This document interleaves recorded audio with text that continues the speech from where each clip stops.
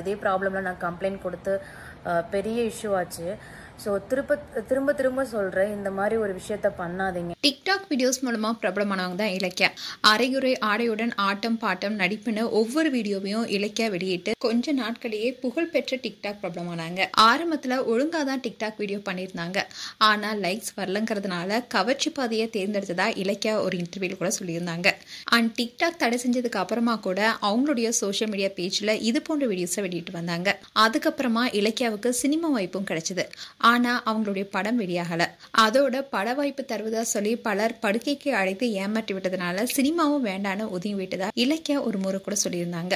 கடந்த வருடம் தான் நடிகை ஷக்கீலா தொகுத்து வழங்கும் நிகழ்ச்சி ஒன்றில் கலந்துக்கிட்டாங்க இலக்கியா. அதில் 3ஆம் வகுப்பு படிக்கும் போது என்னுடைய அம்மா இறந்துட்டாங்க, அப்பா 2வது கல்யாணம் செஞ்சுட்டாரு, அதனால என்னுடைய வாழ்க்கையை திசை மாறிடுச்சு. அம்மா எனக்கு இருந்திருந்தா என்னுடைய வாழ்க்கை வேற மாதிரி இருந்திருக்கும். பலரும் காதலிப்பதா சொல்லி பழகி துரோகத்துக்கு நிறைய ஆளாகிட்டுன்னு கண்ணீரோட பேசியிருந்தாங்க. அதுக்கப்புறமா குக்கிங் சேனல் ஒன்னையும் துவங்கியிருந்தாங்க இலக்கியா. இந்த சேனலை டீசெண்டா ட்ரெஸ் பண்ணி வீடியோவும் வெளியிட்டு இருந்தாங்க. இதை தொடர்ந்து தான் சொந்தமா வைத்திருக்கிற யூடியூப் சேனல்லையே சமையல் குறிப்பு, பியூட்டி டிப்ஸ்னு போன்ற வீடியோஸை ஷேர் பண்ணிட்டு வந்தாங்க. அதனால அவங்களுக்கு வியூஸும் அதிகமானுச்சு. இதை தொடர்ந்து 3 மாசங்களுக்கு முன்னாடி தான் இலக்கியா சென்னையில் சொந்தமாக வீடு கட்டி குடியேறினாங்க. தன்னுடைய நண்பர்களை அழைச்சி கிரகப்பிரவேசமும் பண்ணியிருந்தாங்க. அதை அவங்களுடைய சோஷியல் மீடியா பேஜ்லையும் ஷேர் பண்ணியிருந்தாங்க.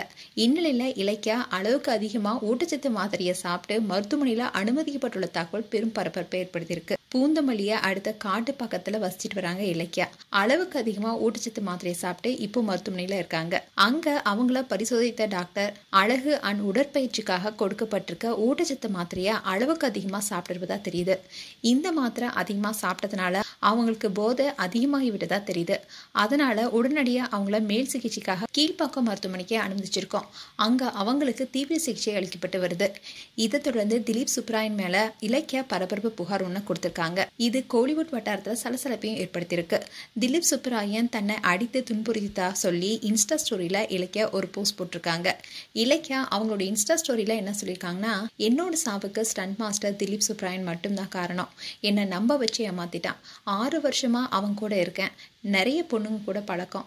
அதை கேட்டா என்னை போட்டு அடிக்கிறான். நானும் எவ்வளோ பொறுத்துக்கிட்டேன், என்னால் முடியல. இதுவுமே நான் போட்டால் என்னை அடின்னு அடிப்பான்னு இன்ஸ்டா ஸ்டோரியில் சொல்லியிருக்காங்க. இந்த ஸ்டோரியில் திலீப் சுப்ராயனோட ஃபோட்டோவையும் பதிவிட்டிருக்காங்க.